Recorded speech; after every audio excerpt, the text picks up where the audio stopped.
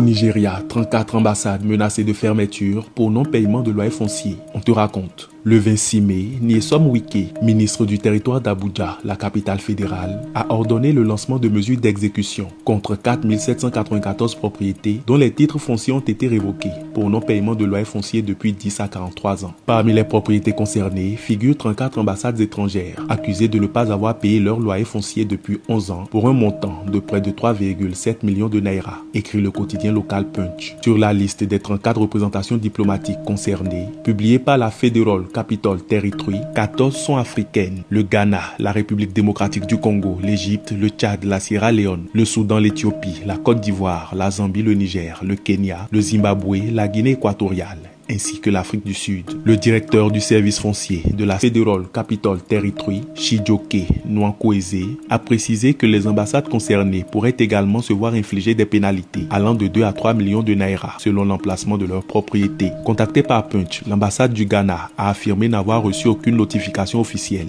à ce sujet. Le Haut Commissariat a pris note de la publication mais n'a reçu aucune communication officielle. Nous allons nous rapprocher du ministère des Affaires étrangères à ce sujet, a indiqué la mission diplomatique. Je ne suis pas au courant de la situation, je ne suis pas au bureau pour le moment, mais à mon retour j'en informerai mes supérieurs afin qu'ils puissent vérifier, a quant à lui déclaré un responsable de l'ambassade de la Sierra Leone au Media Punch. Le président Bola Tinubu a accordé un délai de grâce de 14 jours qui a expiré le lundi 9 juin. Face à la menace d'expulsion, des voix se sont élevées pour appeler à la prudence, invoquant la Convention de Vienne de 1961 qui garantit l'inviolabilité des missions diplomatiques. Cela ne signifie pas que les ambassades ne doivent pas respecter les règlements municipaux, notamment ceux liés à la propriété, mais l'affaire mérite une gestion diplomatique prudente, a déclaré Ogbole Amedou Ode, ancien ambassadeur du Nigeria au Mexique.